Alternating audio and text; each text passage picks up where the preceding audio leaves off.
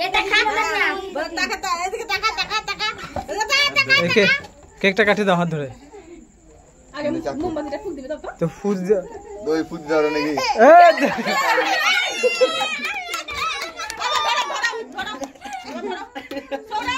এই দই